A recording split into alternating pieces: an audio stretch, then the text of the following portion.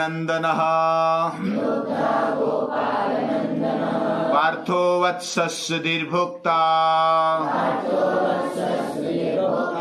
दुग्धं गीतामृतं महत् दुग्धं गीतामृतं महत्।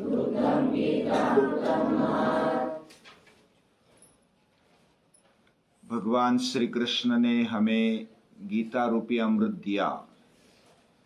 वो अर्जुन को दिया जैसे बछड़े के लिए गौ माता दूध देती है,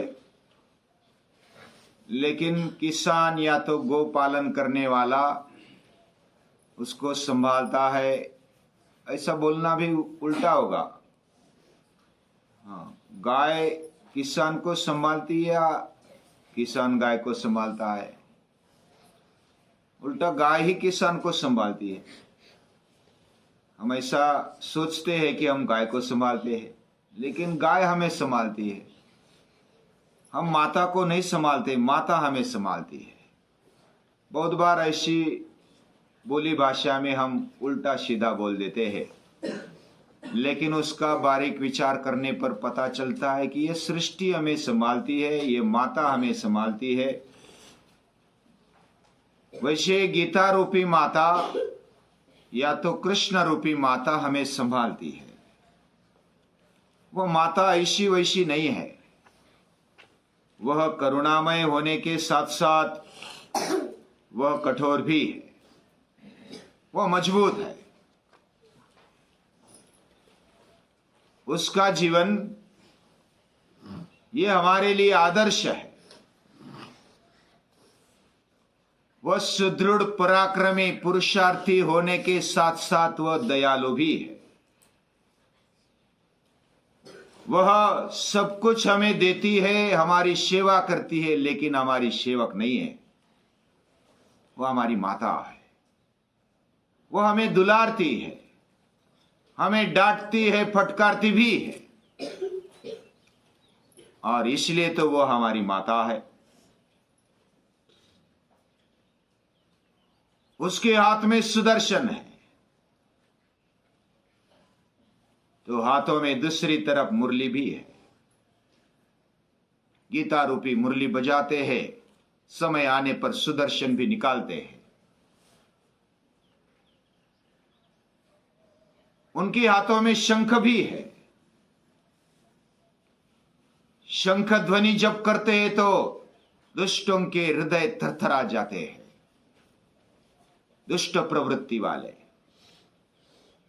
लेकिन आश्वासन भी उसी में से ही मिलता है सज्जनों को कि कृष्ण आ गए, अभी डरने की बात नहीं। वह सर्व सामान्यों के आधार है, और जो दुष्ट विचारों वाले हैं, अत्याचारी है, अनाचारी है, उनको भी विकसित होने की, सुधारने की संधि देते हैं या तो चांस देते हैं। शिशुपाल को कितनी बार माफ किया? 100 बार तक गलती होने तक रुके, इतना संयम है। यानी दूसरे शब्द में कहा जाए तो उन्होंने गाली सुनी, 100 बार गाली सुनी, और उसके बाद वह सुदर्शन से उनको काट दिया जो ऐसे दुष्ट थे। यानी दोनों ताकत रखते हैं। एक तरफ शांत है और दूसरी तरफ तेजस्वी है। ऐसे दोनों तरफ से नमः शांताय तेजसे, ऐसे स्थित प्रज्ञ वही आदमी, वही व्यक्ति स्थिरता से बैठ सकता है जो स्थित प्रज्ञ, जिसकी बुद्धि स्थिर है, स्थित हुई है, और वो लड़ भी सकते हैं। उनका शरीर, उनके अवयव वह सक्षम है, भक्कम है, वह स्थिर बैठ सकते हैं। जैसे भगवान शंकर स्थिरता से बैठे हैं, इसका मतलब वो दुर्बलता से बैठे, ऐसा नहीं है। उनके पास तेज है, पुरुषार्थ है, ज्ञान है, और इसलिए तो शांत बैठे हैं। अज्ञानी अस्वस्थ रहता है, या तो आधा ज्ञान वाला अस्वस्थ रहता है, लेकिन जिसको पूरा ज्ञान है वो तो शांत स्थिर हो जाता है, वह सुस्पष्ट है अपने जीवन में। कृष्ण ने अर्जुन को निमित्त बनाया, संजय शिष्टाई हो गई, कृष्ण ने भी शिष्टाई की, यानी सलाह मशलत करों के साथ किया। कृष्ण को मालूम था कि ये सुनने वाले नहीं है, फिर भी अपना कर्तव्य निभाने में वो आगे पीछे नहीं रहे। वह बहुत ही स्थिरता से और लोगों के लिए लोकापवाद न रहे। लोग अनाप शनाप या तो उल्टा सीधा न बोले, कोई संशय नहीं रहे। इस प्रकार कृष्ण का जीवन है। कृष्ण का जीवन कैसे समझा जाए, कैसे उसको आकलन किया जाए, हमारी बुद्धि के वो परे। यो बुद्धे परतस्तु सह इंद्रियाणि परान्याहुर इंद्रियभ्य परम मनः मनसस्तु परा बुद्धिर। यो बुद्धे परतस्तु सह, जो बुद्धि के उस पार है, उसको कैसे बुद्धि में हम आकलन करें, उसको कैसे अपने दिमाग में बिठाए, क्योंकि बुद्धि उधर काम नहीं करती। यतो वाचो निवर्तन्ते अप्राप्य मनसा सह आनंदम ब्रह्मणो विद्वान न विभेति कदाचन। जब वो पाया जाता है, उसको पा लेते हैं तो निर्भयता आ जाती है, निस्संशय हो जाते हैं, हमारा संदेह मिटकर हम स्थिर हो जाते हैं। ऐसे कृष्ण को पाने के बाद परिणाम मिलता है, हमारा जीवन एक कृतकृत्य हो जाता है, बुद्धि को स्थिरता आ जाती है वो आने के बाद। नारायणी कुछ पूछना चाहते हैं? हाँ, निस्संशय यानी कुछ संशय नहीं रहना, कुछ शंका नहीं रहना, मन में कुछ संदेह न होना, इसको निस्संशय बोला जाता है। हमारा जीवन ऐसा होना चाहिए, संशय नहीं होना चाहिए, अगर है तो पूछना चाहिए। जिज्ञासा के कारण संशय होना ये ज्ञान प्राप्त करने का पहला रास्ता है, वो होना भी चाहिए। परिप्रश्नेन यानी कि बार बार पूछना चाहिए जिज्ञासा से, क्योंकि हमारे अंदर जो जिज्ञासा है उसका शमन होना चाहिए। कुछ प्रश्न है तो वो पूछना चाहिए, और हम पूछते भी है। हमारे अंदर जो शंका है या तो कुछ अलग संशय है तो उसका निराकरण करना चाहिए। कौन भगवान को समझ सकता है, ये पूजने दादाजी बहुत ही अच्छी तरह से समझाते हैं। क्या समझाते हैं? जैसे इस श्लोक में कहा गया, पार्थो वत्सः, बछड़ा बनकर गाय के पास जाओ, माता के पास जाओ, तो थोड़ा बहुत समझ में आ जाएगा। हम माता का रूप देखकर उसको समझकर अगर जाएंगे तो फिर कुछ ना कुछ समझ पाएंगे। बालक कैसा होता है?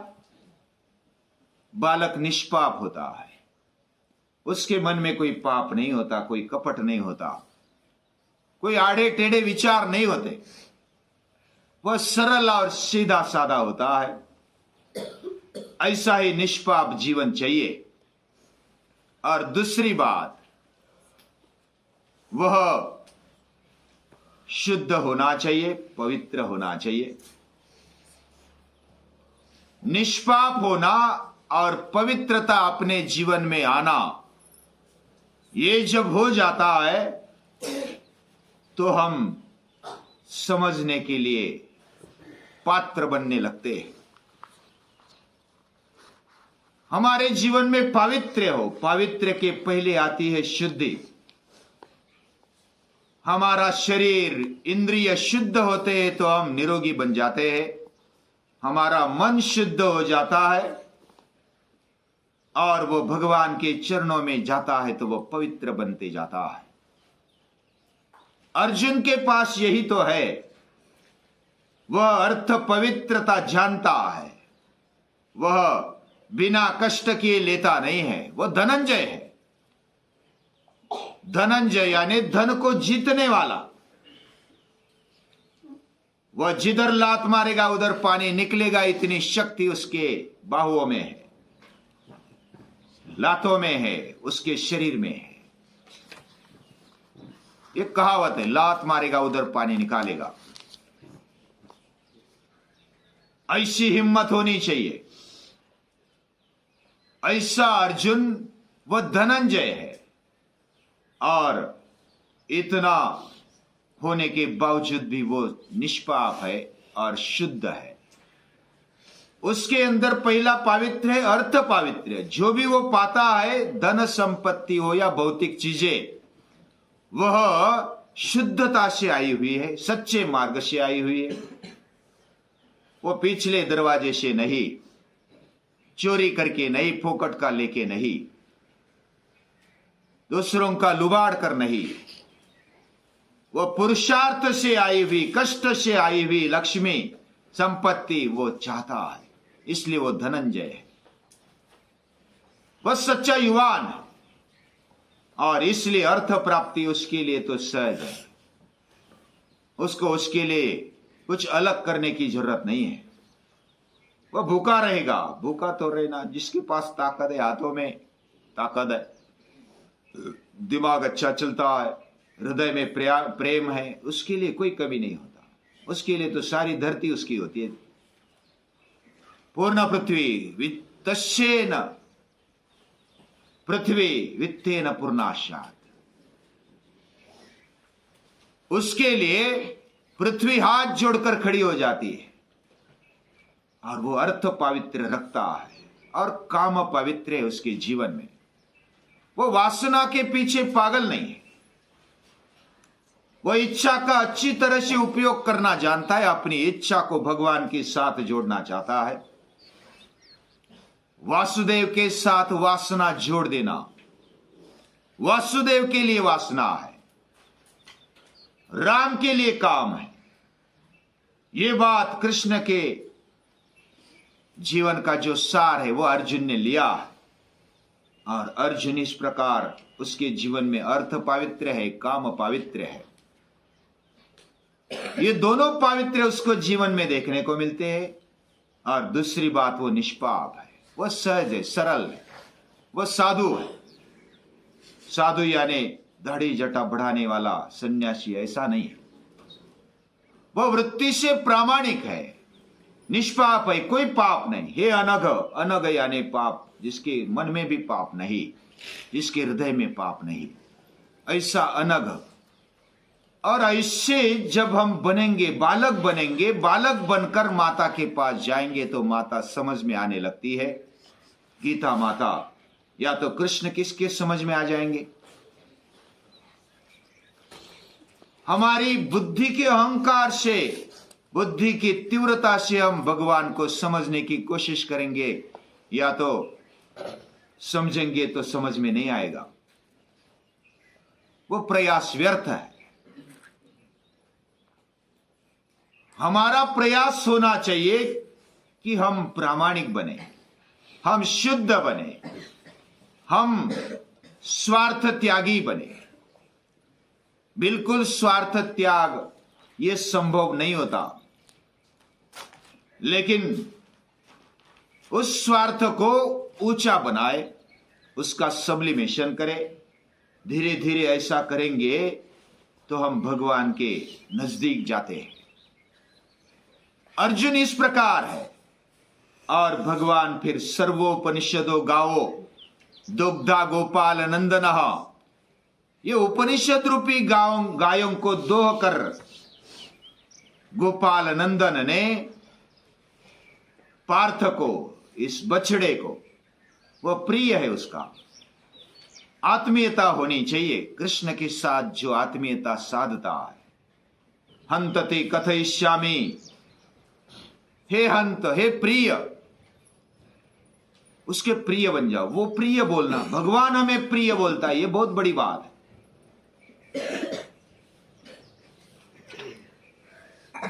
प्रियमानाय,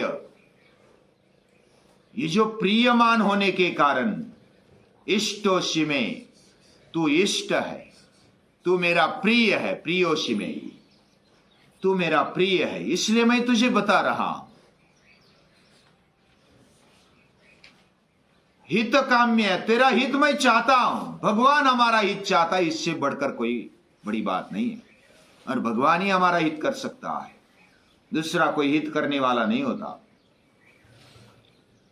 इस प्रकार अर्जुन बालक बनकर हाथ जोड़कर, शिष्यस्ते हम शादी माम त्वाम प्रपन्नम, हाथ जोड़कर वो शिष्यत्व स्वीकार कर लेता है। और इस प्रकार जब जो प्रसंग आया, युद्ध का प्रसंग आया,